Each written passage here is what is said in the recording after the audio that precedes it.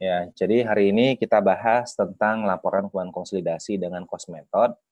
Sebelumnya di 2 minggu yang lalu kita sudah bahas dengan yang menggunakan equity method ya.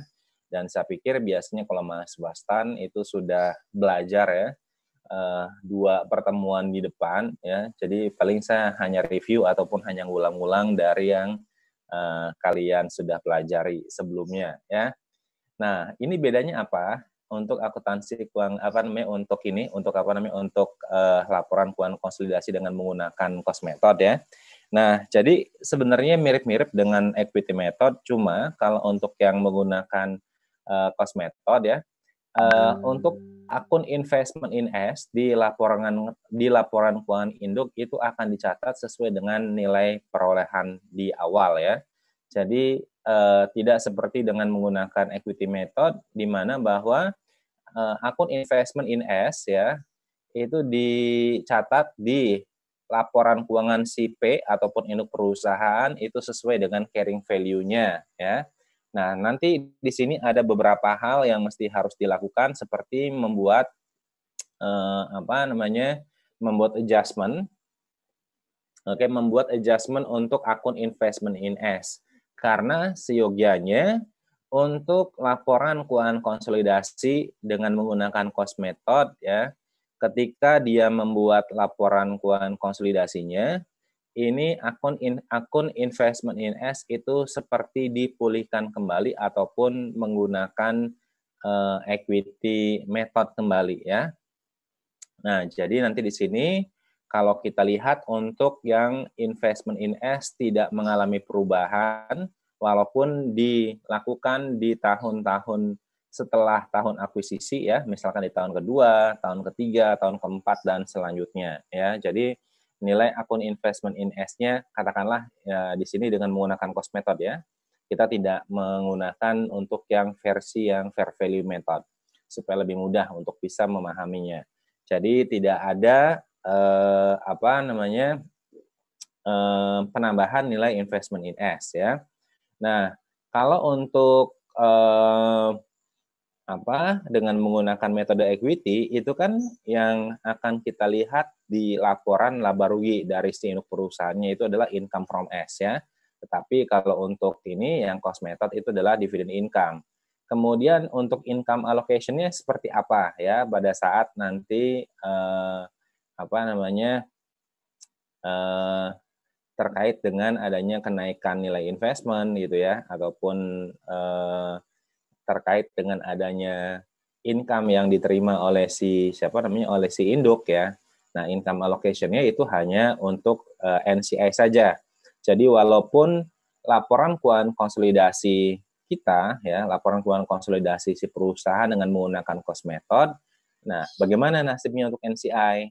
Nah, nasibnya untuk NCI tetap menggunakan seperti equity method. Jadi nanti di sini ada income allocation, nanti income allocation-nya dengan menggunakan adjusted income kalau terdapat adanya amortisasi terkait dengan ekses ya, seperti misalkan building, equipment ya, ataupun yang lainnya. Nanti ini kita dapatkan untuk mendapatkan adjusted income yang kita akan alokasikan untuk NCI expense ya. Nah, kemudian karena dari sisi income-nya adalah dividend income sehingga kita akan mengeliminasi akun dividend income pada dividen ya, dividen punya CS. Nah, beda dengan waktu dengan menggunakan equity method ya. Waktu dengan menggunakan equity method itu kan yang kita mengeliminasi income from S, kemudian dividen, kemudian nanti di sini ada investment in S. Jadi akun tersebut kan seperti untuk mengembalikan ya nilai investment in S di awal tahun ya. Nah, kemudian kalau di tahun berjalan, kalau yang cost method ya, perlu nggak bikin adjustment? Nah, yang diperlukan adalah jadi untuk ini untuk adjustment itu diperlukan pada saat setelah 1 tahun kepemilikan ya, baru nanti membuat akun ini adjustment-nya di dalam di dalam persiapan untuk membuat kertas kerja laporan keuangan konsolidasi itu adalah akun investment in S ya. Kemudian ini dari mana gitu ya, adjustment-nya, akun investment in S itu pada RE, RE-nya punya si induk perusahaan ya. Nah, berarti nanti kita akan, lihat selisih ya stockholders equity-nya S. Nah, karena tidak ada, tidak ada penambahan, jumlah sahamnya ataupun nilai, common stock-nya ya, berarti kita cukup ambil dari delta rated earnings-nya ya, atau misalkan memang tidak ada penambahan additional paid-in capital ya. Jadi rated earnings pada saat tahun akuisisi ya, kemudian rated earnings itu pada saat tahun kita membuat awal tahun ya, awal tahun ketika kita membuat laporan keuangan konsolidasi. Contohnya misalkan akuisisi dilakukan di tanggal 2 Januari 2015, tetapi kita akan membuat laporan keuangan konsolidasi di tahun 2017. Nah, ya pada saat di tanggal 2 Januari 2015 itu kan diketahui komponen rated earnings-nya ya. Rated earnings di tanggal 2 Januari 2015 itu berapa. Kemudian di awal tahun 2017 itu berapa. Nah, kemudian kita akan buat selisihnya ya selama 2 tahun dan kita lihat di tahun di tahun 2015 dan tahun 2016 itu ada amortisasi ekses apa saja. Karena ini kita akan gunakan sebagai pengurang ya delta rated earnings-nya. Nah, itu yang kita akan gunakan sebagai adjustment ya untuk akun investment in S. Jadi nanti di sini delta rated earnings-nya berapa, kemudian ada adjustment ataupun ada amortisasi di tahun 2015, itu apa saja, jumlahnya berapa, dan tahun 2016 juga sama ya. Itu apa saja dan jumlahnya berapa, nanti ini akan digunakan sebagai pengurang delta rated earnings-nya. Kemudian nanti dari jumlah tersebut itu akan dikalikan dengan persentase kepemilikan dari si induk perusahaan ke anak perusahaan. Nah, itu yang kita mesti harus lakukan adjustment itu pada saat kita menyusun laporan keuangan konsolidasi dengan menggunakan cost method, tapi setelah 1 tahun kepemilikan. Sedangkan kalau di tahun kepemilikan ya ini kan karena memang tidak ada perubahan rated earnings-nya ya karena sama dengan menggunakan yang metode equity ya seperti itu, cuma nanti dari sisi income-nya adalah yang kita gunakan itu adalah dividend income. Nah, ini masalah preferensi saja ya, lebih mudah dengan menggunakan equity method atau dengan menggunakan cost method ya. Jadi tergantung pilihan kalian ataupun juga nanti di sini perintahnya seperti apa ya. Ada yang memang merasa lebih mudah dengan menggunakan equity method, atau ada yang memang lebih mudah menggunakan cost method ya. Cuma kalau untuk yang cost method hati-hati saja setelah kepemilikan lebih dari 1 tahun ya, terkait dengan pembuatan ya adjustment atas nilai investment in S ya. Jadi kalau misalkan saya mau mau gambarkan sekilas. Ini misalkan mana ya?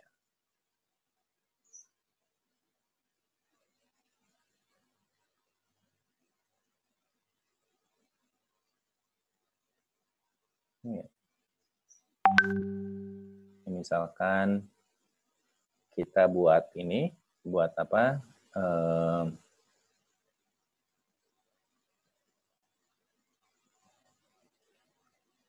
buat timeline-nya. Misalkan di sini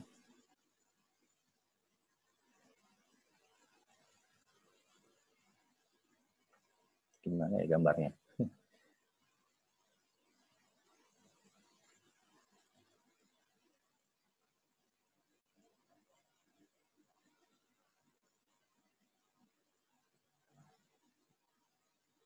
Nah, kalau dengan menggunakan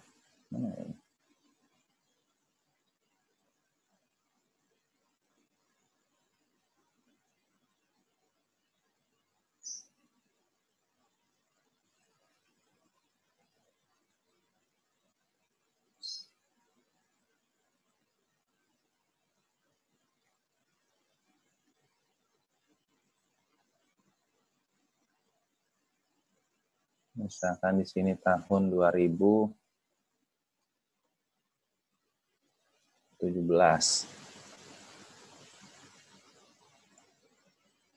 Ini kalau dengan menggunakan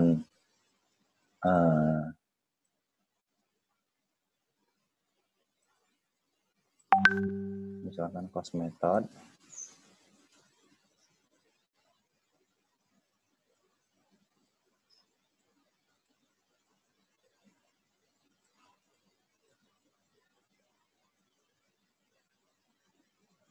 Jadi kalau untuk akun investment ya, akun investment untuk yang di sini katakanlah kita mau membuat laporan keuangan konsolidasi di tahun 2017, ya kan? Nah, katakanlah misalkan diperoleh ataupun diakuisisi nilai investment in S ya, itu di awal 2015. Nah, kalau kita lihat untuk yang metode cost, itu kan nilai investment in S-nya akan sama di laporan keuangan seinduk perusahaan, baik tahun 2015, 2016, ataupun tahun 2017. Beda dengan menggunakan yang equity method, ya. Di awal 2015 nilainya berapa, kemudian naik lagi, ya kalau misalnya memang terdapat adanya keuntungan ya. Jadi berubah nilainya sesuai dengan carrying value-nya kalau yang dengan menggunakan equity method. Nah, sebenarnya dalam konteks laporan keuangan konsolidasi yang cost method ataupun equity method itu bedanya di mana ya? Sebenarnya kalau kita nanti lihat ya, ini sebenarnya dari sisi neraca ataupun laporan posisi keuangan, baik yang disusun dengan menggunakan cost method ataupun equity method akan menghasilkan nilai yang sama ya. Nah, cuma nanti di sini apa yang mesti harus dilakukan? Nah, kalau kita lihat dengan menggunakan cost method, itu kan mesti harus bikin adjustment ya, untuk nilai investment in S, kemudian nanti pada RE punyanya si induk perusahaan. Nah, artinya adalah kita membuat berapa nilai investment in S yang sesungguhnya, ya, sesuai dengan carrying value di awal 2017. Nah, kalau untuk yang equity method, itu kan istilahnya kita akan membuat, mengembalikan ya, nilai investment di akhir tahun 2000 dari yang seharusnya ya. Jadi kan kita diberikan informasi mengenai nilai investment in S di akhir 2017. Tetapi dengan penyusunan laporan keuangan konsolidasi dengan menggunakan equity method, kita akan mengembalikan nilai investment in S itu di awal tahun.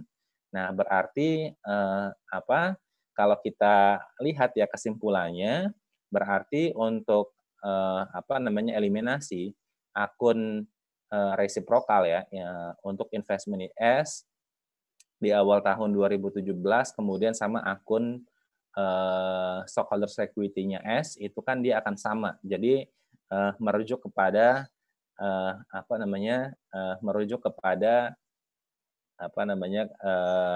jurnal eliminasi yang sama ya, untuk eliminasi akun resiprokal, investment in S, dan stockholders equity-nya S ya. Nah, termasuk nanti di sini kalau ada ekses, nanti berarti akan ditambahkan di jurnal tersebut. Oke, kemudian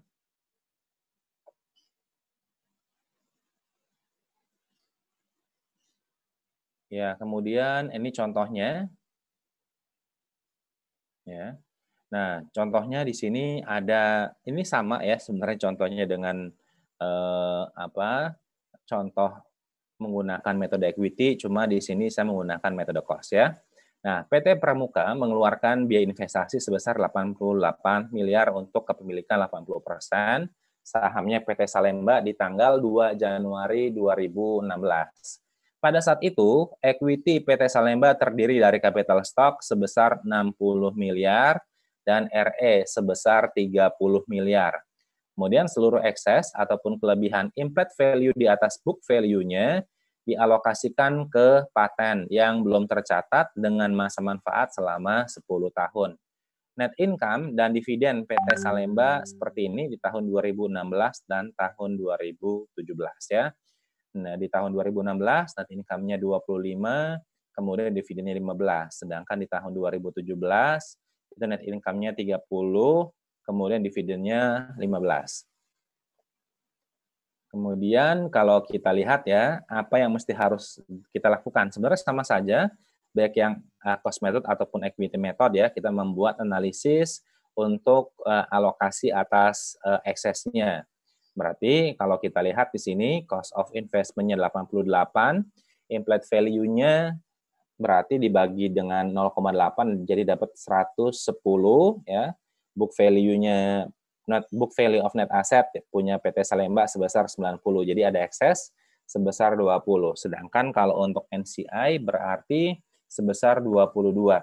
Nah, yang 20 ekses tersebut dialokasikan ke paten yang memiliki masa manfaat selama 10 tahun.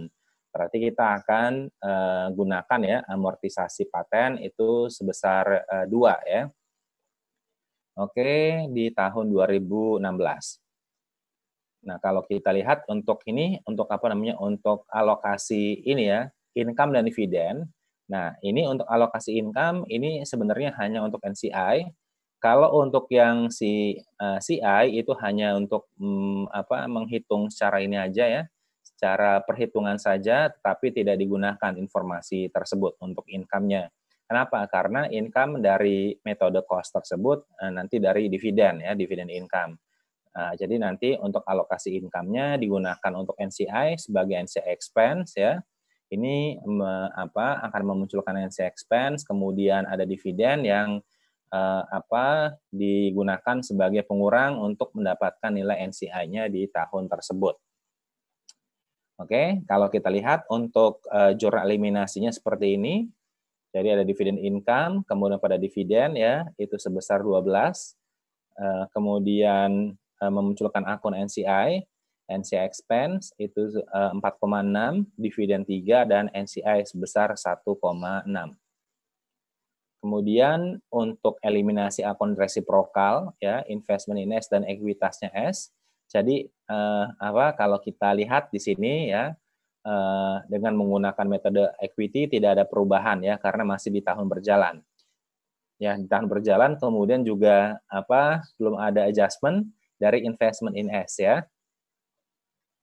Capital stock 60, kemudian RE 30, paten 20. Kemudian investment in S 88 dan NCI 22 ya. Kemudian yang ini amortisasi paten ya. Itu tidak ada ini perbedaan ya. Jadi dibuat saja sama saja dengan yang equity method, amortization expense pada paten sebesar 2. Kemudian seperti ini kita lihat ya untuk kertas kerjanya di bagian income statement. Nah, waktu di pertemuan minggu lalu kita bahas untuk income statement baik yang net income ataupun consolidated income ya, itu jumlahnya sama. Tetapi di sini kalau kita lihat net income-nya punya PT Pramuka dan yang consolidated itu dia beda ya. Di sini 62, tapi untuk yang consolidated sebesar 68,4. Jadi tidak ada ini, ini ada perbedaan ya, sebesar 68,4, tetapi jangan lupa ini yang 68,4 kita akan gunakan untuk earnings ya di yang konsolidasinya. Oke, dan RE-nya yang ending ya, ini juga beda, baik di induk sebesar 37 dan di consolidated sebesar 43,4. Ya, akan sama di neraca ataupun laporan posisi keuangan. Oke, ini investment in S-nya angka awal tahun ya, 88, tidak perlu ada adjustment. Nah, jadi kalau kita lihat di sini bedanya persamaannya di mana? Kok istilahnya bisa sih diperkenankan dengan menggunakan cost method atau dengan menggunakan equity method ya. Tapi di sini kan pada saat penyusunan neraca itu akan menghasilkan angka yang sama, baik yang menggunakan equity method ataupun dengan menggunakan cost method ya, seperti ini. Oke, sampai sini ada pertanyaan untuk di tahun berjalan, di tahun akuisisi. Masih mudah ya? Oke, nanti kalau ada yang mau bertanya, silakan bertanya saja ya. Nah, sekarang kita lihat untuk yang periode setelah akuisisi ya. Nah, untuk periode setelah akuisisi, katakanlah di sini di tahun 2017 ya. tahun 2017, akuisisinya dilakukan di awal 2016. Oke. Nah, informasi atas cost of investment, kemudian kita menentukan implied value ya, serta eksesnya kita masih gunakan untuk analisis di tahun 2017. Jadi kalau kita lihat untuk nilai awal paten di tahun 2017 itu dimulai di angka 18 ya. Baru ada amortisasi sebesar 2 di tahun tersebut. Ini kita akan gunakan untuk perhitungan adjusted income yang selanjutnya kita gunakan untuk menghitung besarnya NCI expense ya. Jadi kalau kita lihat net income PT Pramuka 30, kemudian amortisasinya 2, dapat adjusted income sebesar 28, ini akan kita alokasikan untuk NCI expense itu sebesar 5,6. Sedangkan dividen 15 itu dialokasikan ke PT Pramuka 12 dan kepada NCI sebesar 3.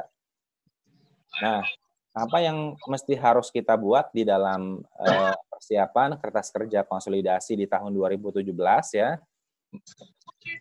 Yang pertama adalah kita buat ya penyesuaian nilai investment in S di awal 2017. Dari mana? Berarti kita bikin selisih ya, RE awal.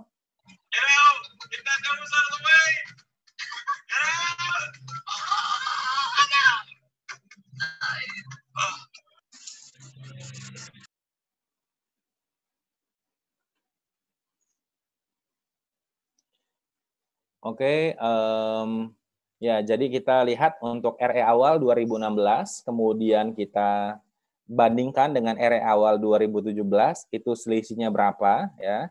Nah, berarti kan nilainya berapa? Kalau RE, coba lihat untuk yang RE awalnya 30 ya, 30, kemudian untuk RE awal 2017 40 berarti 10. 10 kemudian kita kurangi dengan 2 ya dapat 8. 8 berarti kita kalikan dengan 80%, jadi dapat 6,4. Yang akan kita buat penyesuaian atas kenaikan nilai investmentnya itu berarti investment in Salemba pada RE sebesar 6,4 ya. Nah itu yang kita buat untuk penyusunan jurnal yang pertama ya. Kemudian yang kedua untuk eliminasi akun dividen income dan dividen. Ini dividen income pada dividen sebesar 12.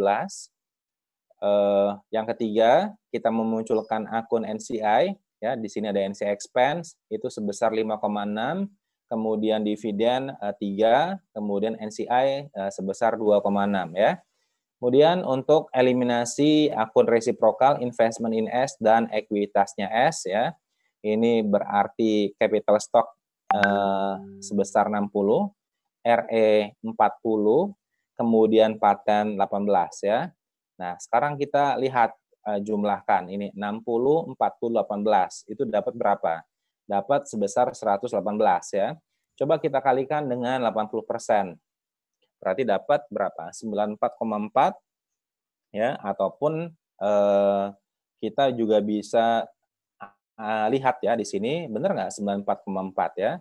Kalau benar berarti kita akan melihat di sini ya, investment in S itu kan awalnya 88, kemudian ditambahkan dengan 6,4, dapat 94,4.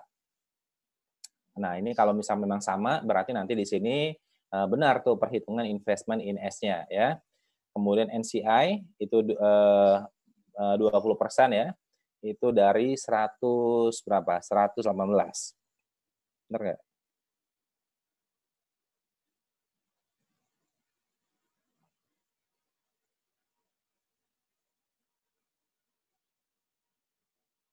118 dikali 80% dapat 94,4, kemudian 118 dikali dengan 20% dapat 23,6. Kemudian untuk ini amortisasi paten ya, amortization expense pada paten sebesar 2. Dan di sini diberikan informasi tambahan ada akun resiprokal lainnya. ada notes payable dan notes receivable ya. Itu notes payable-nya apa? Punyanya punya sifat PT Salemba ya, yang dia berhutang kepada PT Pramuka, dan notes receivable itu PT Pramuka yang istilahnya punya tagihan di PT Salemba ya. Oke, sebesar 10. Nah, kemudian kalau kita lihat di sini ya, dividend income itu kita eliminasi nilainya ya, jadi 0.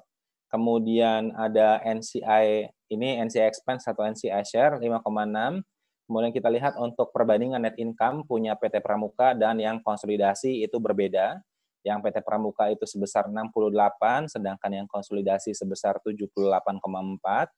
Sedangkan kita lihat selanjutnya untuk RE, ya, untuk RE di awal ya, bukan hanya kita mengeliminasi yang 40 saja, tetapi juga kita tambahkan untuk yang versinya punya PT Pramuka sebesar 6,4 ya. Jadi dapat 43,4. Kemudian net income angkanya dari yang consolidated, dividen habis tinggal 45 ya, yang 15. Kemudian kita lihat perbandingannya di sini untuk yang RE akhir. Ini harusnya berapa ya yang RE akhir di itu? Bukan 60 ya. Berarti 68. Ya, pokoknya beda ya nanti di sininya 37, ya benar 60 ya. Nah, ini untuk yang di PT Pramuka 60 RE-nya, tapi yang untuk consolidated 76,8 ya. Kemudian seperti ini ya, investment in S-nya masih 88. Kemudian yang di tambahkan sebesar 6,4. Jadi di ininya eliminasinya 94,4 sehingga nilai investment in S itu 0 di akhir. Kemudian paten itu menjadi 16. Apalagi ya, notes payable itu 0 ya, ini karena aku resiprokal. Kemudian untuk capital stock-nya 350, RE-nya ambil bukan dari 60 ya, jadi dapat 76,8 dari yang consolidated. Kemudian NCI 23,6 di awal dan 2,6 ya. Jadi kalau kita jumlahkan total aset 548, ini akan sama dengan liabilities dan stockholders equity untuk yang consolidated 548 juga. Jadi balance ya. Oke, mudah ya untuk ini penyusunan kertas kerja laporan keuangan konsolidasi dengan menggunakan metode cost. Oke, sampai sini ada pertanyaan?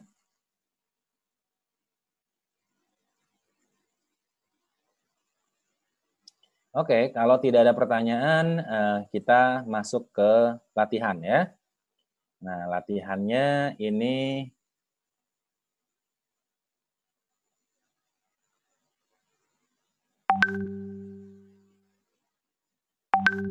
latihannya untuk dari kertas kerja, ada dari workbook ya. Yang worksheet yang soal 3 ya. Oke, di soal 3 di sini ada informasi ya. P telah melakukan akuisisi X ya di tanggal 1 Januari 2015. Itu senilai 800 juta untuk pengambil alihan 80% kepemilikan. Pada saat akuisisi nilai ekuitasnya S itu sebesar 800 juta yang terdiri dari saham biasa 600 juta dan laba ditahan sebesar 200 juta. Nilai wajar beberapa aset yang teridentifikasi pada saat akuisisi itu sebagai berikut ya. Ada building memiliki yang undervalued sebesar 150 juta dan masih mempunyai masa manfaat selama 10 tahun tanpa nilai sisa ya. Equipment overvalued sebesar 25 juta dengan masa manfaat yang tersisa 5 tahun. Sisanya dialokasikan ke goodwill. Pada saat akuisisi saldo laba P ya ataupun retained earnings itu nilainya sebesar berapa di sini? Oh, punya P ya, RE sebesar 400 juta. Kemudian ada net income-nya P itu sebesar 600 juta dan dividennya 200 juta. Dividen S tahun 2015 sebesar 100 juta. Pada awal 2016, P memberikan pinjaman kepada S senilai 100 juta tanpa bunga. Nah, saudara diminta untuk melengkapi kertas kerja worksheet 3 dengan menggunakan cost method. Jadi seperti ini ya. Ada sales, kemudian rent income, interest income, kemudian ada titik-titik, COGS, operating expense, rent expense, depreciation expense, interest expense ya. Kemudian net income punya P itu ada titik-titik ya. Kemudian ini NCI expense nanti dicari. Kemudian consolidated net income, kemudian RE di awal tahun ya. Kemudian apalagi di sini dividen, kemudian RE akhir, kemudian di sisi laporan posisi keuangan ada cash, accounts receivable, inventory, ini boleh menggunakan unamortized excess ataupun tidak ya. Kemudian ada nilai investment in S itu diisi juga nanti di bagian laporan keuangannya si P. Kemudian ada land, building, equipment, kemudian ada goodwill, total aset itu juga dicari untuk yang di P, accounts payable, bank loan, kemudian common stock, RE sama NCI ya. Dan total liabilities dan equity punyanya P itu masih titik-titik ya, jadi perlu dicari. Oke, silakan dikerjakan untuk ini, untuk jurnal eliminasinya serta kertas kerjanya ya sampai selesai. Kira-kira butuh waktu berapa lama? 20 menit cukup? Dicoba dulu, Pak. Oke, dicoba dulu ya.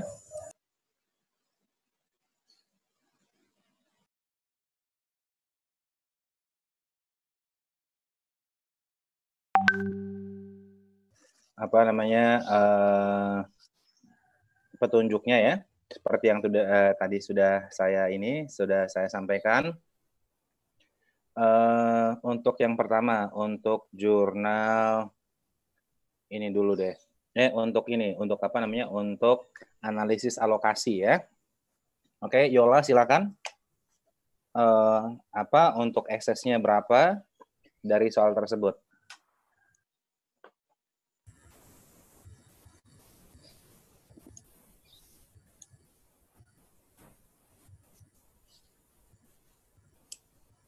Oke, ada? Oke, kalau enggak saya lewati ke Winona untuk analisis eksesnya seperti apa? Untuk access-nya, pertama kita hitung dulu implied value-nya, Pak. Oke. Diketahui tadi 800 juta, jadi implied value-nya 800 juta dibagi 80%, jadinya 1 miliar. Kemudian dikurangi dengan book value dari net asset, kalau common stock-nya 600 juta sama RE-nya 200 juta, jadi ketemu excess value-nya 200 juta.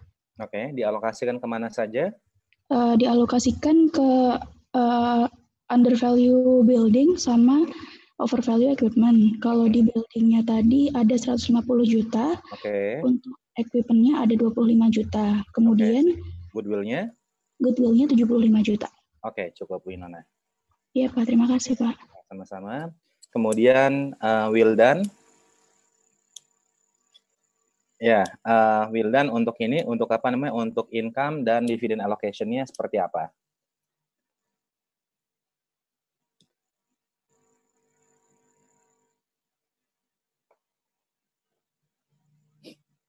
Oke, saya lewati. Widat.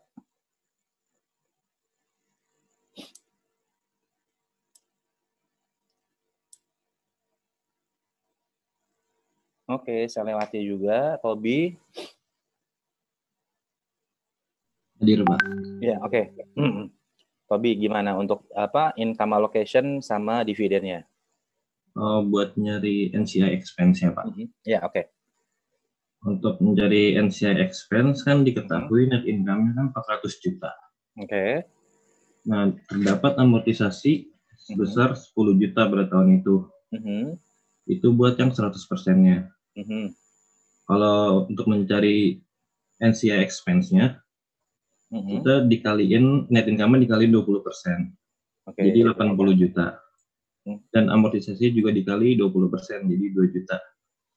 Jadi NCI expense-nya 80 juta dikurangin 2 juta, 78 juta. Oke, bisa seperti itu atau langsung digabungin aja, gitu kan?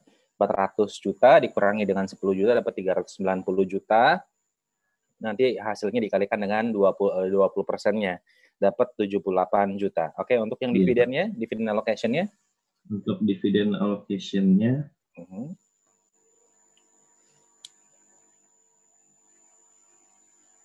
dividennya berapa? Income from S ya, Pak?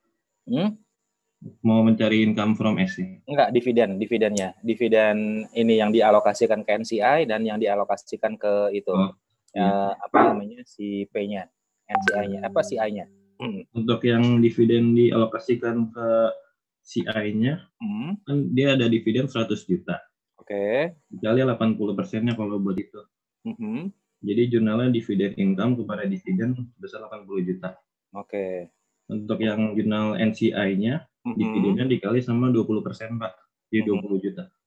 Oke, jadi berapa? Dividennya 20 juta. Oke, sekalian untuk jurnal ini, apa NCI expense-nya gimana? Nah, jurnal NCI expense-nya, jadi NCI expense sebesar 78 juta. Oke. Kepada dividen sebesar 20 juta. Oke. Terus sisanya dimasukin ke NCI ending sebesar 58 juta. 58 juta. Oke, Tobi. Oke, cukup, Tobi. Iya. Oke, Oke, selanjutnya safety. Oke, safety untuk ini, untuk apa namanya? Untuk adjustment atas nilai investment in S dan RE punya si P. Ada safety? Oke, saya lewati. Sarah?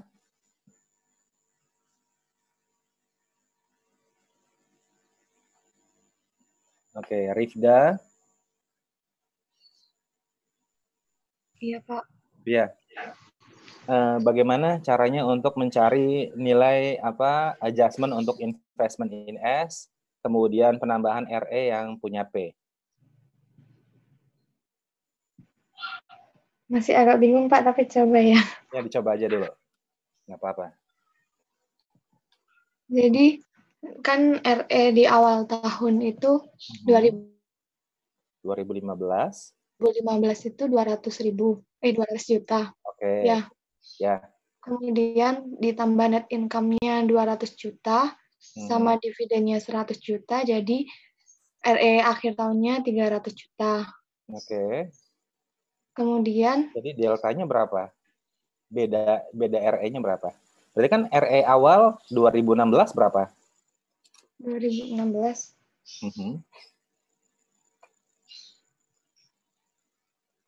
Benar, Pak. Kan tadi kamu udah hitung kan? RE awal 200 juta, ya kan? Ada net income di tahun berjalan dan ada dividen di tahun 2015 ya. Sehingga mengakibatkan RE akhir 2015 berapa? 300. Nah, 300 juta. Itu kan berarti digunakan sebagai RE awal 2016, ya kan? Ya. Kemudian RE ini, delta RE-nya berapa? Perbedaan RE-nya? 100 juta, ya? 100 juta, ya. Oke, dari 100 juta, habis itu diapain? 100. Di tahun 2015 ada amortisasi nggak?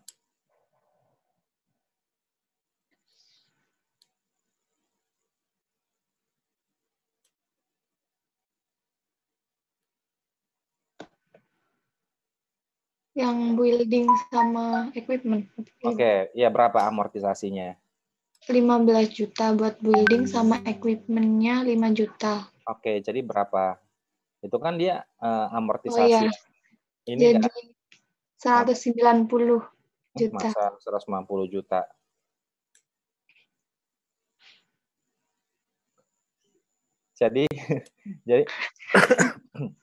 Jadi kalau untuk ini untuk buildingnya berapa? 15 ya kan? Iya. Dia kan itu undervalued ya? Iya. Kalau equipment-nya? Equipment-nya over 5 juta. 5 juta. Jadi selisihnya berapa tuh? 10 juta. 10 juta. Nah, 10 juta itu sebagai apa? Sebagai, kan tadi ketemu kan ada delta RE untuk 1 tahun sebesar 100 juta kan? Ada amortisasi 10 juta. 10 jutanya itu diapain?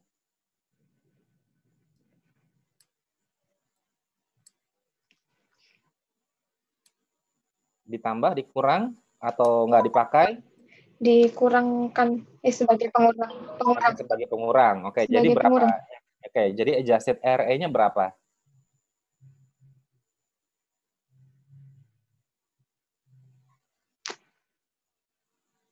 Tadi kan dapat delta RE 100 juta ya. Adjusted delta RE-nya berapa jadinya?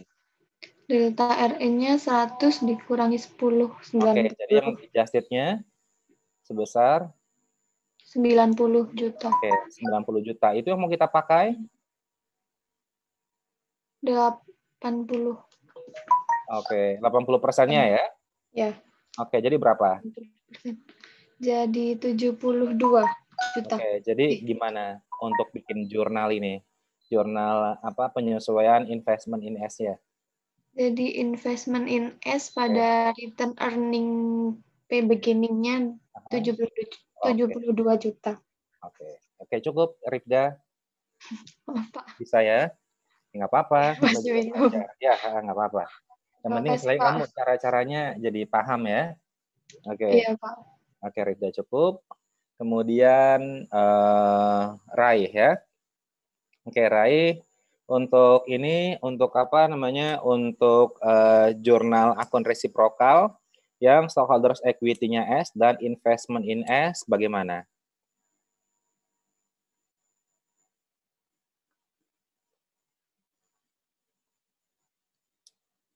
Oke. Rai ada?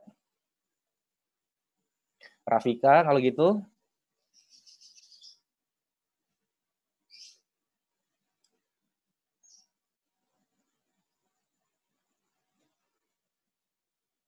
Lanjut, Zaki.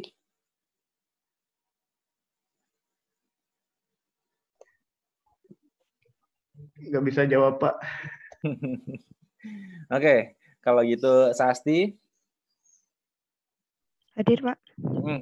Bisa untuk yang ini, untuk apa namanya, untuk jurnal penyesuaian atas ini, penyesuaian sih, apa eliminasi untuk akun resiprokal, investment in S dan stockholders equity-nya S. Jadi yang ada unamortized excess-nya, Pak. Boleh, unamortized excess-nya mau pakai itu. Berapa unamortized? 190. Oke. Terus ada common stock 600. 600 juta, oke, terus? Sama RE 300, Pak. 300 juta. Ya, terus di kredit ada investment in S sama NCI. Oke, investment in S-nya berapa? 872. Oke, dari mana caranya yang 872 juta? Yang 872 tadi apa yang mana? Yang 1 juta tadi, Pak. Yang 1 juta tuh yang mana? Kok 1 juta? 800, Pak. Maaf. Yang 800 tadi. 800 ditambah? Terus ditambah sama yang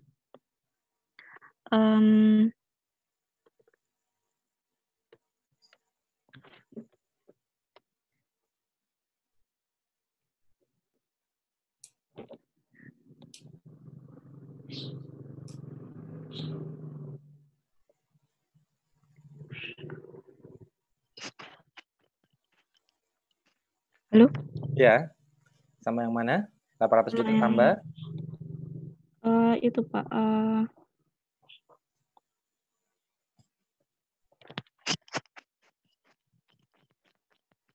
Halo? Ya, sama yang mana? Yang itu, Pak. Yang investment in S-nya, Pak. Yang tadi RE.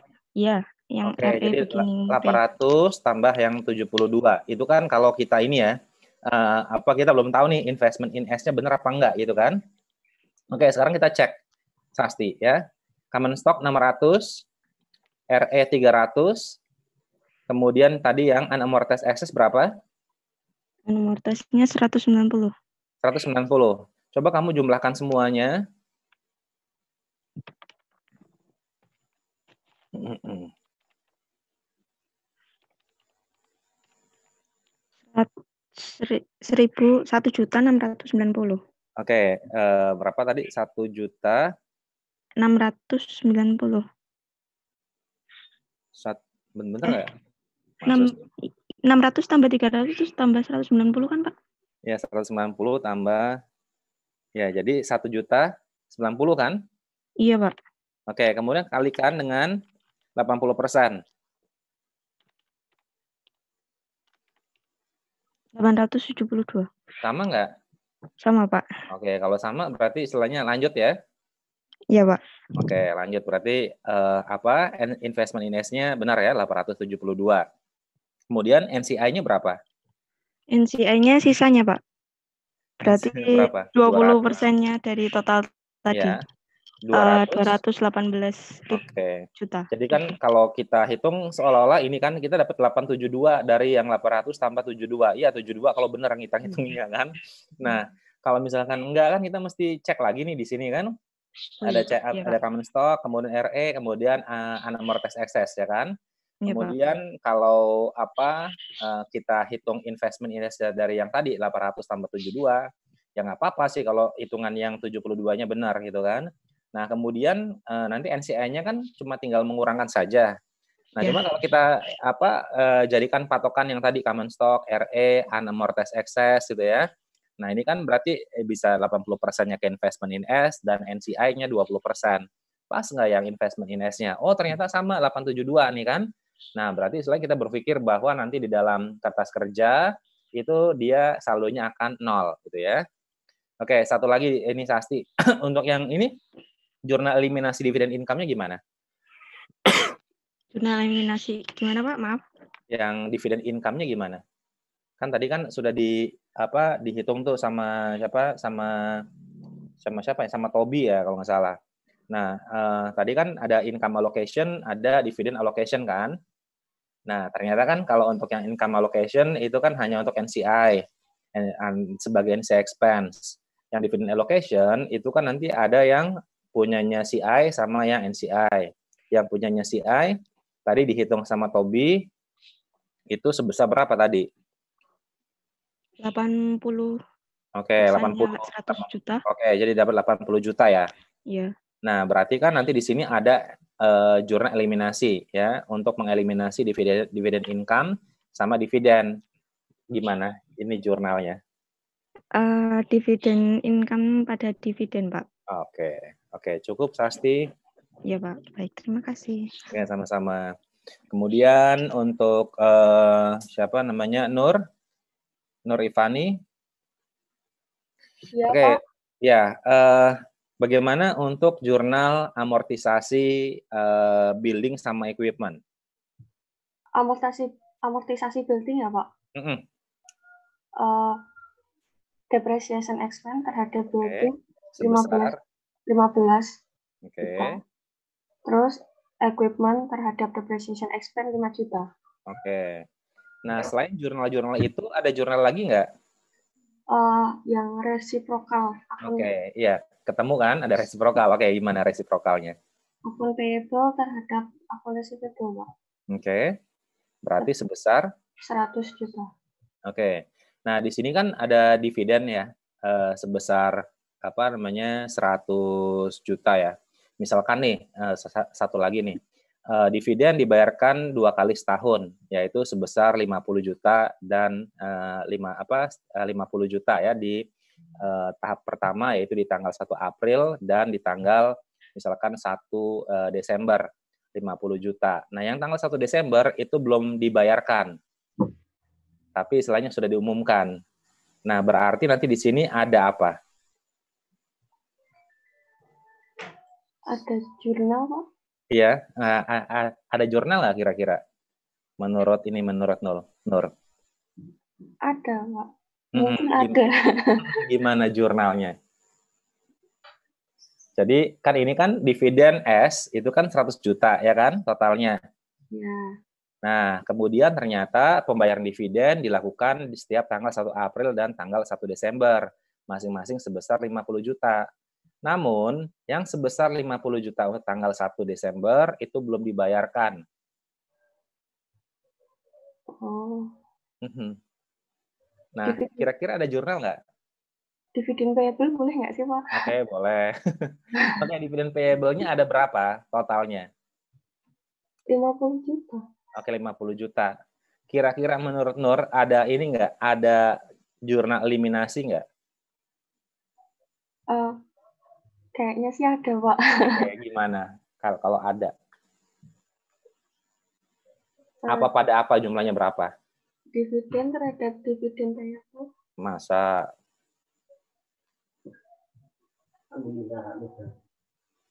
Oke, pembayaran dividen itu dilakukan S kepada siapa? Terhadap P, Pak. Terhadap? Terhadap hanya kepada P? Enggak juga. P dan ke siapa? Ke pemegang saham yang lain, Pak. Oke, pemegang saham yang lain apa namanya? Stakeholder. Nah, stakeholders itu pemangku kepentingan. Oke, berarti shareholder ya. Oke, jadi kalau misalkan dalam bayangannya Nur nih kan, pemegang sahamnya S itu siapa aja sih? P dan yang lain-lain. Ya, oke. Yang lain-lain tuh yang mana? Yang lain-lain tuh dinamakan apa? Common stock, Pak. Enggak. Pemegang saham yang lain-lain. Kan tadi udah di-mention sama teman-temannya tadi. NCI bukan, Pak? Saya nanya ke Nur dulu. Ntar Khairul nanti saya itu. Siap, Pak. Oke, jadi itu kan istilahnya pemilik saham terbesar itu kan ke si P kan? Berarti yang lain-lain yang perintil-perintilan, ada yang berapa persen, ada yang 1%, 2%, 5%, itu semuanya gabung di mana? Gabung di NCI, ya kan? Iya, Pak. Nah, sekarang berarti tadi kan ada dividen payable sebesar 50 juta, ya kan? Nah, dari informasi tersebut, menurut Nur, itu ada yang mesti harus dibuat jurnal ini nggak? Apa namanya, eliminasi nggak? Dividen payable-nya tadi, Pak, berarti. Oke, dividen payable-nya seluruhnya? Yang 20% aja berarti. Masa? Ya 20% kan? Berarti kepada NCI dong. Oh, berarti 80%-nya, Pak. 80%-nya ke siapa? Ke P. Ke P. Sebagai apa sama P?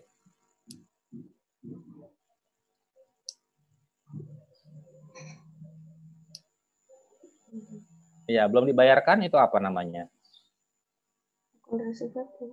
Apa? Dividen? Belum dibayarkan ya, Pak, berarti? Iya, belum dibayarkan kan? Akun receivable. Masa akun receivable? Akun receivable kan di AKM itu. Saya ngajar AKM itu kan. Akun receivable itu kan dari apa namanya, dari transaksi normal perusahaan. Kamu dulu berarti ininya apa, AKM-nya ini loh, belum itu ya, apa namanya, belum matang tuh kan. Ada receivable itu kan, akun receivable kan. Kemudian ada receivable yang lain seperti misalnya notes receivable, kemudian apa, uang muka kepada si karyawan gitu ya, uang muka kepada customer dan lain sebagainya gitu ya. Itu kan receivable yang lain. Kalau cost receivable itu kan dari aktivitas normal perusahaan seperti dari penjualan. Nah, sekarang kan ada dividen kan? Apa masuk sebagai cost receivable juga?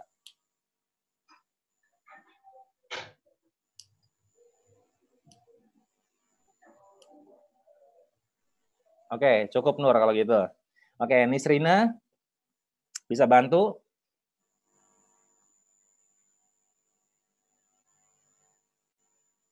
Oke, Niva ada?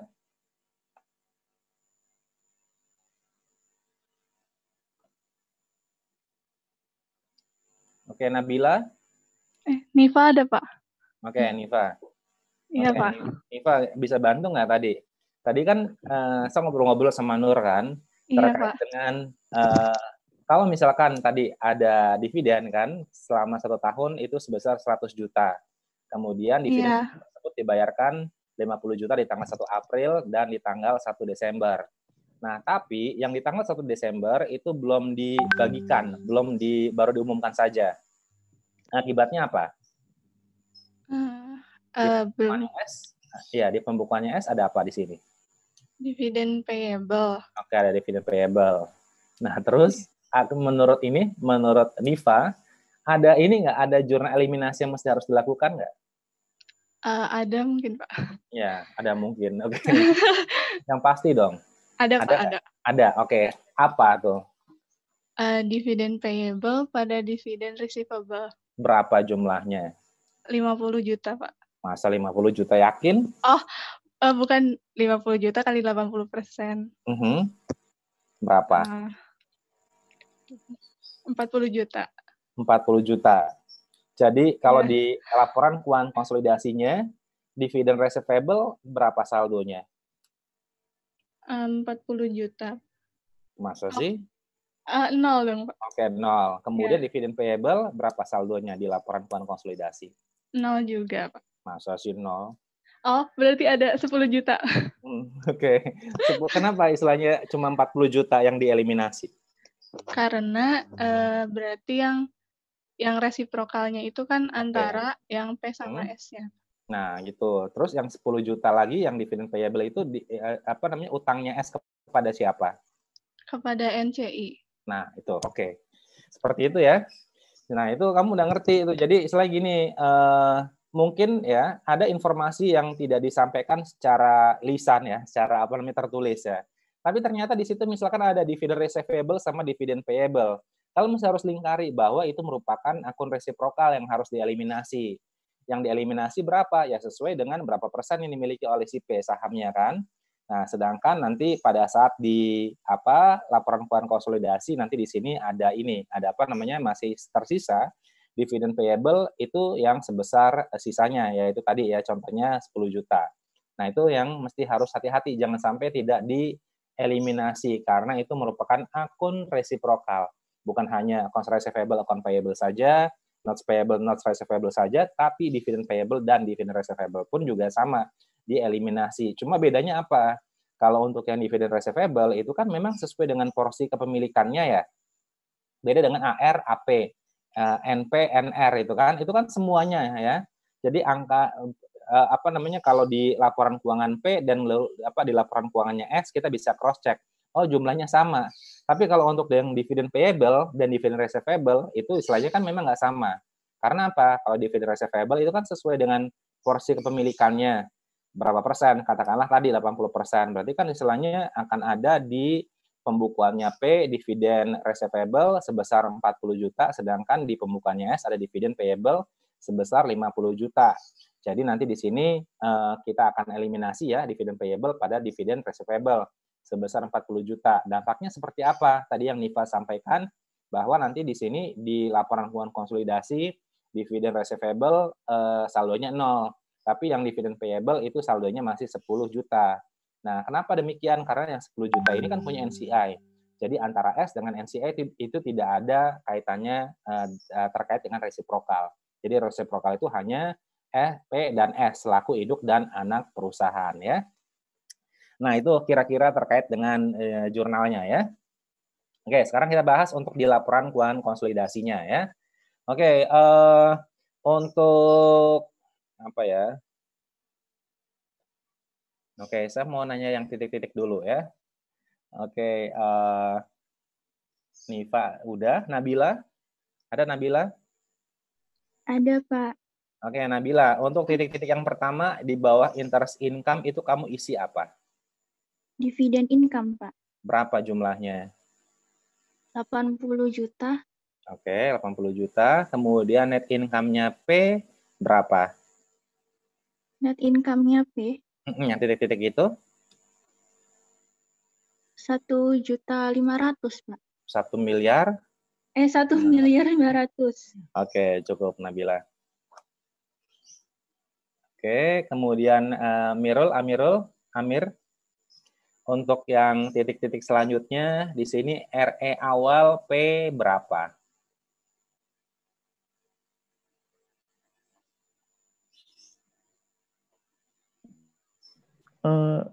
Yang mana, Pak?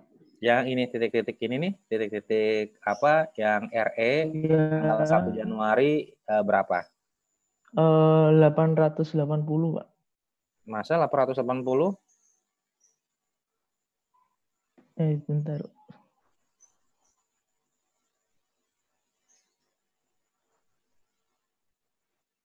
Coba lihat soalnya benar nggak?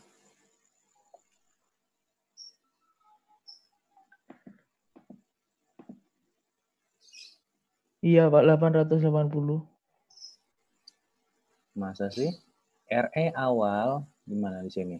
Pada saat akuisisi saldo laba P itu sebesar 400 juta. Masa 880 dari mana? 880 itu dari 400 itu terus ditambah yang saldo laba itu apa sih? itu. Saldo laba itu apa? Return earning, Pak. Retained earnings. Memang retained earnings mau ditambah apa lagi? Ditambah dia dapat itu, Pak, yang 600 laba tahun berjalan. Kan ini kan kita mau hitung untuk yang tahun berapa? Yang tahun 2016, Pak. Oh, tahun 2016 ya. Oke, di tahun 2016, jadi mana nih? Pada saat akuisisi 400 juta. Ditambah ya, dengan awal 400 juta, tambah 600 dikurangi dividennya 200 juta. Udah, terus ditambah sama dividen dari S tadi, Pak. 80% dikali 100 juta. Dikali dengan 100 juta. Yang jadi 880. 880. Oke. Kemudian ini 880 untuk yang ini ya. Iya, Pak. Kemudian untuk ini, untuk apa namanya? Untuk RE akhirnya? RE akhirnya yang net income di atas itu, Pak, ditambah RE awal dikurangi dividen 200 juta itu, Pak. Oke. Kemudian dapat berapa jadinya? Dapat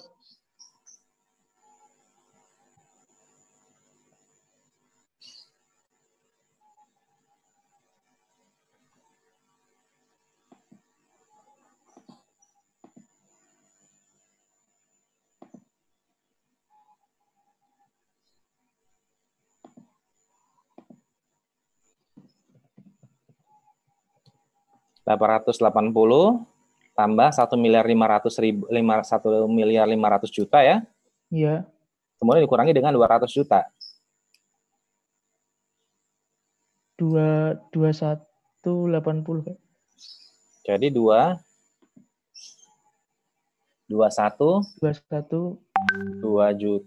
miliar 180 juta ya? Iya. Oke. Nah, terus ini sekalian deh, satu lagi. Cash-nya berapa?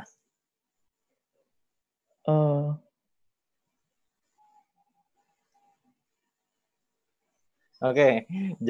Cukup deh, apa namanya, Amirul?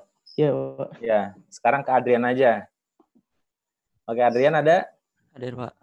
Oke, Adrian, nilai investment in S ya, ini dulu deh, cash-nya belakangan. Investment in S berapa?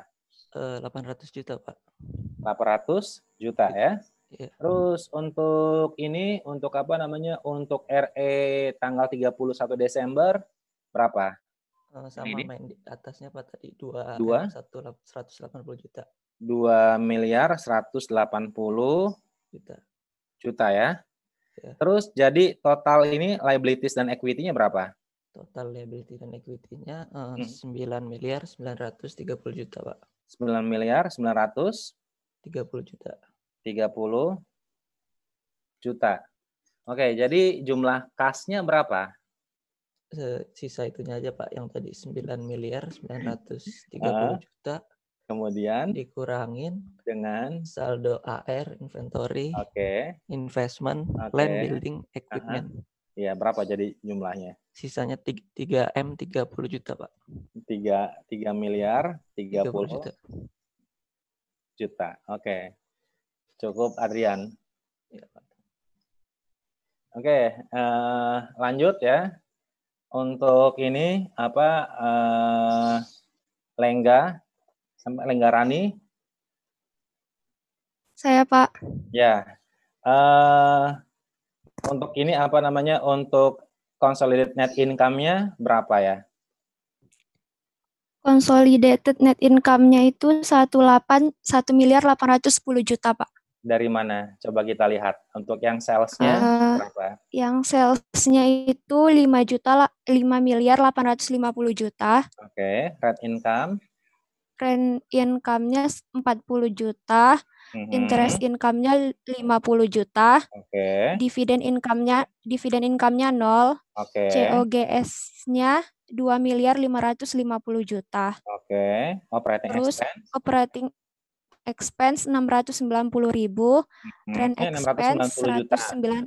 Ya, 690 juta. Oke. Rent expense-nya 195 juta. Oke. Depreciation expense-nya 385 juta. Oke. Interest expense-nya 310 juta. Jadi Terus? hasilnya itu jadi net income-nya 1 miliar 810 juta, Pak. Yakin? Ini kan ada NC expense? Oh iya, habis itu dikurangi sama NC expense. Ya, Jadi consolidated-nya jadi 1.732. Jadi 1.732 juta. Oke, good. Oke, cukup untuk Lengga. Oke, sekarang siapa? Amal, Khairul Amal. Siapa? Oke, untuk ini, untuk RE-nya gimana? RE akhir berapa? RE yang 31 Desember ya, Pak? 2.484 juta, Pak. 2.484 juta. Oke, dari mana? Untuk RE beginning deh, kita cek dulu ya. Ya, RE beginningnya tadi kan udah ada 2.180 juta. Oke, berapa? 2 miliar? 180. Itu yang dari P aja, Pak. Dari P, masa 2 miliar? RE yang beginning. Oh, maaf. Ya. RE beginning yang konsolidasi atau yang consolidated? Oh, 952 juta, Pak. Dari mana? Dari yang punyanya P 880. Oke. Terus ditambah sama yang punyanya S 300 juta. Kemudian tadi kan ada eliminasi. Oke. 300 di debit sama 72 di kredit. Ditambah. Oke, jadi berapa jumlahnya? 952 juta. 952. Iya, Pak. Juta ya. Oke, terus net income-nya? Net income dari consolidated income-nya? Yang dividen maksudnya, Pak? Ya, oke, dividen 200 juta kan? Iya. Oke, terus apa ditambah apa lagi? Yang consolidated net income tadi, Pak. Ya, oke, consolidated net income berapa? Tadi consolidated-nya 1.732. Oke, jadi dijumlahkan berapa jumlahnya? Hasilnya 2.484 juta. 2.484. 484 juta ya. Oke, Amal, cukup. Terima kasih. Terima kasih kembali, Pak. Iya, oke, sama-sama. Oke, Kartika. Baik, Pak. Oke, Kartika, untuk consolidated cash-nya berapa? 3.780 juta. 3.780 juta. Oke. Accounts receivable-nya? 2.200 juta. Oke. Inventory? 950 juta. Kamu pakai unamortized excess nggak? Iya, Pak. Bikin jurnal. Oke, unamortized excess-nya berapa? Ini 0. 0, oke. Investment in S? 0. 0 juga. Kemudian untuk ini land? 2.050 juta. Oke. Building? 1.695 juta. Oke. Kemudian equipment? 410 juta. Oke. Goodwill? 75 juta. Jadi totalnya berapa? Total asetnya 11.160 juta. 160 juta. Oke, cukup Kartika, good, thank you. Kemudian terakhir ya, Ines. Oke, Ines. Ini untuk accounts payable-nya berapa totalnya? Oke. Kemudian bank loan. Kemudian common stock.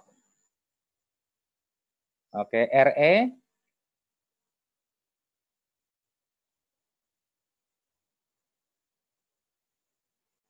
Masa tahun sebelumnya? Dari? Oke. Ya. 2.484 juta. Oke, terakhir untuk NCI-nya berapa? 218 juta. Yakin? Untuk NCI ini totalnya endingnya?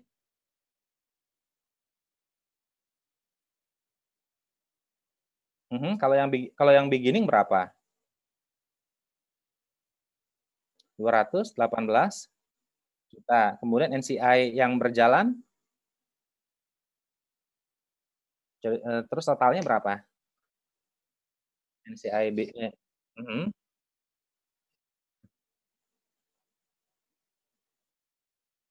Oke, good, cukup Ines.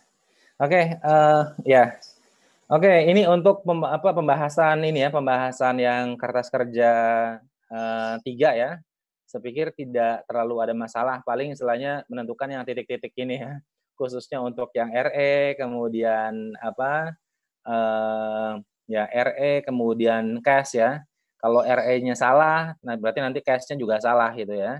Atau nanti di sini kan ada yang paling atas nih yang masuk ke komponen income ya. Nah, itu kan istilahnya dividend income bukan income from S karena kan dengan menggunakan metode cost ya.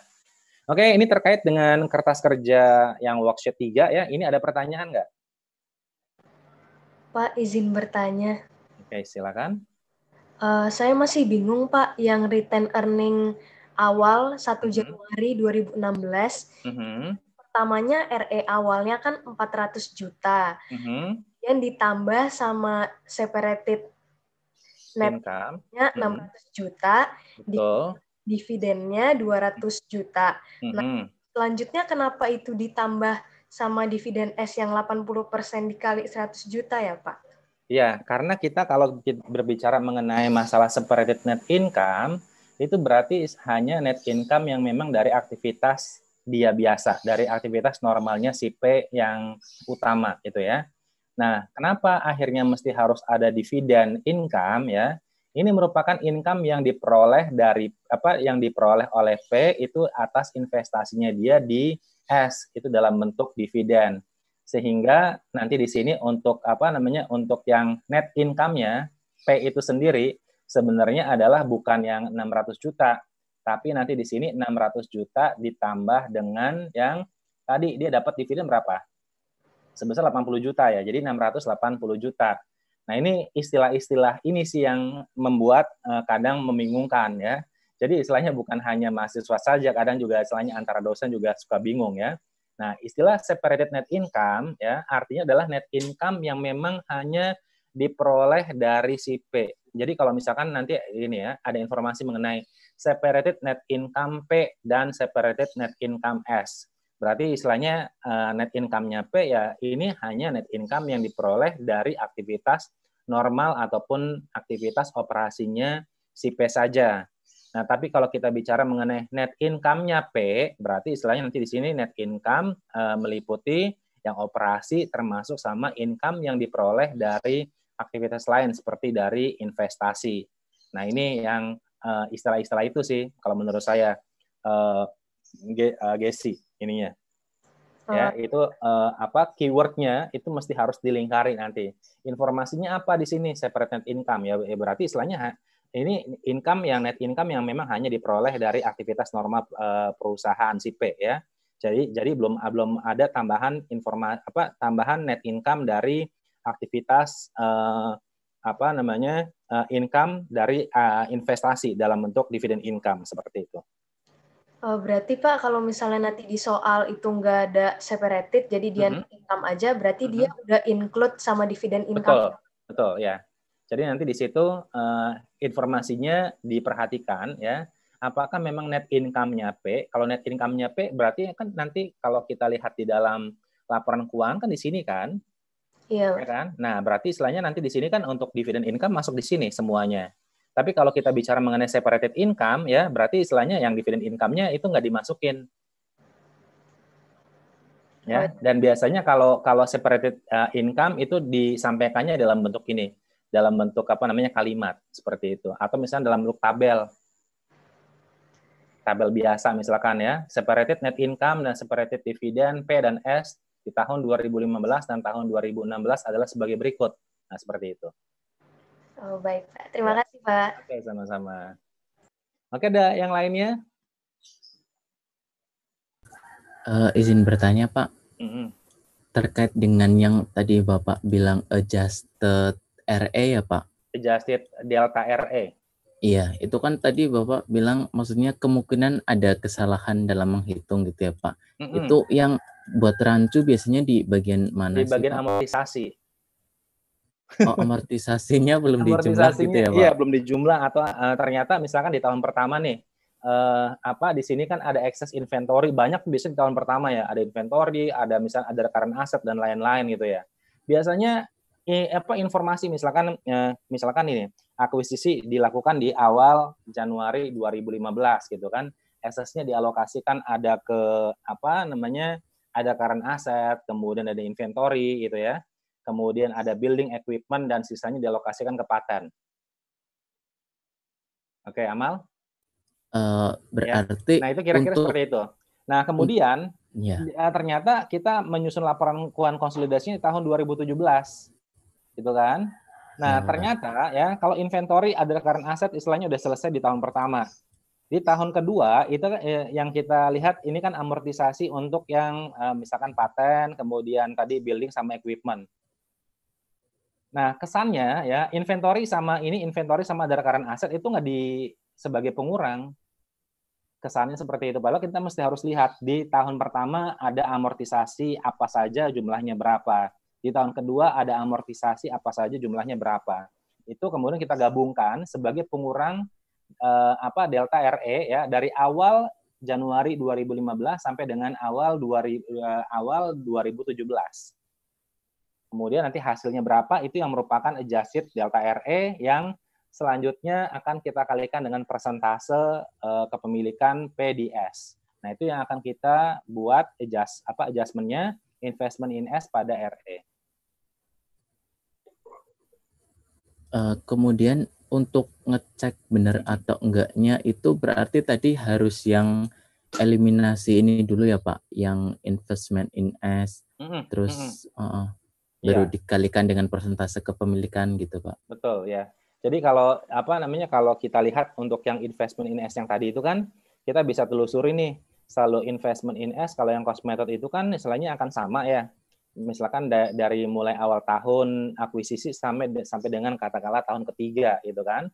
Nah, kalau yang tadi saya gambarkan bahwa kalau cost method kan istilahnya dari awal akuisisi sampai dengan awal tahun penyusunan laporan keuangan konsolidasi. Katakanlah misalkan penyusunan laporan keuangan konsolidasi di tahun 2017, ya kan?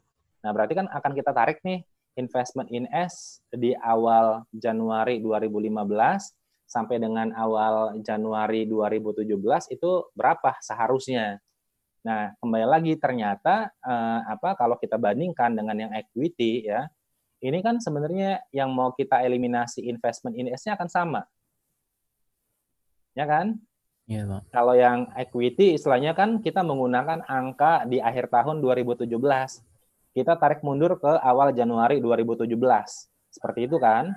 Nah, istilahnya sekarang ternyata baik cost ataupun equity untuk mengeliminasi investment in S, itu nilai investment in S-nya akan sama, baik yang equity maupun yang cost method. Ya, terima kasih, Pak. Oke. Sama-sama. Ada lagi yang lainnya? Pak, izin bertanya lagi, Pak. Silakan. Terkait yang tadi, Pak, yang amortisasi di tahun pertama, misalnya inventory itu habis di tahun pertama, Pak. Terus ada equipment, itu misalnya 10 tahun, sama building 10 tahun, equipment 5 tahun, Pak. Oke. Tahun kedua, yang jadi pengurang adjusted income-nya, inventory itu ikut lagi atau enggak? Enggak. Oh, karena udah habis di tahun pertama ya, Pak? Betul. Itu yang biasanya ini salah ketika membuat ini adjustment untuk yang investment in S pada RE. Iya, Pak. Nah, itu jadi istilahnya mesti masing-masing. Di tahun pertama itu mungkin jumlahnya lebih besar ya, katakanlah misalkan jumlahnya 15 gitu kan, tahun kedua nggak taunya 10, jadi nggak bisa diratakan semuanya 10 semua gitu, atau 15 semua, jadi per masing-masing tahun dihitung amortisasinya. Oh, baik, Pak. Terima kasih, Pak. Oke, sama-sama. Ada yang lainnya? Oke. Kalau tidak ada, kita lihat ya untuk di exercise worksheet 9 ya. Oke, nanti kalian ini kerjakan di kertas, habis itu kalian upload di Google Classroom ya. Jadi di sini ada P membeli 90% saham ya, berhak suara dari S di tanggal 1 Januari 2016 ya. Ini masih mudah sebenarnya, karena di tahun ini ya, di tahun berjalan ya, itu sebenarnya yang lebih enak di soal-soal yang misalkan akuisisi dilakukan di awal Januari 2015, kemudian soalnya kita eksekusi di tahun 2017 atau 2018 seperti itu. Ini nggak ada lagi. Nah, ini balance sheet. Oke, yang ini aja, mudah jadinya ya. Oke, yang soal 9 ya. Oke, P membeli 90% saham berhak suara dari S di tanggal 1 Januari 2016 seharga 675.000. Jika terdapat selisih investasi ya, akan dialokasikan ke 20%-nya undervalued inventory ya. Itu terjual habis pada akhir tahun 2016. 40% undervalued land, dan 40% overvalued equipment. Jika masih ada sisa, dialokasikan ke goodwill. Separated net income P tahun 2016 adalah 248.000. Saldo laba P pada saat akuisisi S adalah sebesar 400.000 dan dividen P tahun 2016 adalah 150.000. Sedangkan S pada saat akuisisi nilai saldo labanya adalah 200 juta dan net income tahun 2016 itu 140 juta dan dividen tahun 2016 adalah 80 juta. Nah, kita suruh menyelesaikan worksheet 9 ya. Worksheet 9, oke, ini tahun 2017 ya. Informasi semuanya yang tadi diberikan adalah informasi di tahun 2016 ya. Ini berarti kalian bikin contohnya seperti yang tadi ya. Tapi nanti di sini kan berarti ada dividend income ya. Cuma sepertinya lebih simple, cuma alokasi ini aja, eksesnya aja yang lebih ini ya. Lebih banyak dibandingkan dengan soal 3 tadi. Oke, itu nanti dikerjakan ya. Ini kalian habis ini ada kuliah nggak? Ada, Pak. Kuliah apa bahasa Indonesia? Iya. Oke, terus habis itu?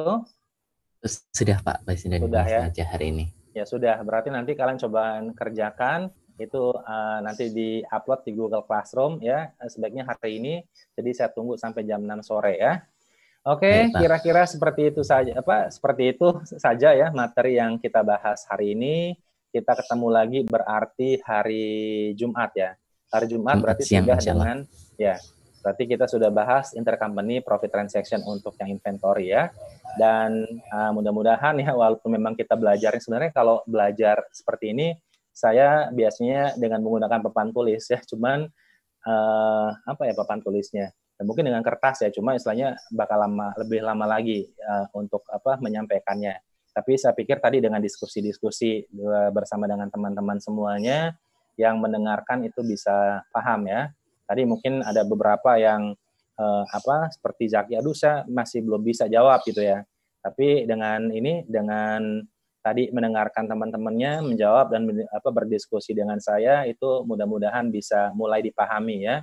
Atau nanti di sini ada beberapa tadi sih yang memang sudah selesai pekerjaannya, itu nanti bisa bisa dipinjam kepada temannya ya untuk dipelajari, ataupun ada diskusi-diskusi tambahan, silahkan nanti bisa tanya ke temannya atau bisa tanya misalkan di grup WA kita ya, atau ke saya langsung boleh ya. Cuman kalau ini kadang-kadang kalau misalkan, bukan kadang-kadang ya, kalau saya lagi nggak di rumah atau saya lagi di jalan itu, jadi nggak bisa langsung saya jawab, dan saya juga mesti harus ngitung-ngitung juga gitu kan. Kalau misalkan memang sifatnya yang konsep-konsep aja bisa langsung saya jawab seperti itu ya. Oke, itu saja. Berarti kita ketemu lagi hari Jumat siang. Jangan lupa untuk yang worksheet 9 ini dikerjakan, mumpung masih hangat-hangat ya. Jadi masih ya, karena kita mungkin ngerti tadi yang didiskusikan gitu ya. Tapi karena misalkan kita kerjakan 2 hari kemudian ya, aduh saya lupa lagi apa ya tadi ya gitu ya. Nah itu itu yang terjadi pada diri saya seperti itu ya. Kita juga, Pak. Ya. Jadi mumpung hangat-hangat, jadi ini menuju ke intercompany yang profit transaction untuk inventory ya, dan saya harapkan untuk yang materi sampai dengan UTS, kalau menurut saya sih mudah ya. Yang penting istilahnya kalian latihan, konsep-konsepnya kalian pahami ya, insya Allah bisa kok dapat nilai 100 gitu ya. Nggak seperti misalkan AKM yang 100 tuh kayaknya nggak pernah ada gitu ya. Oke, itu saja ya. Berarti saya akhiri pertemuan kita hari ini. Sampai ketemu lagi insya Allah hari Jumat siang. Assalamualaikum warahmatullahi wabarakatuh. Selamat pagi, selamat belajar. Baik, selamat pagi Pak. Terima kasih banyak.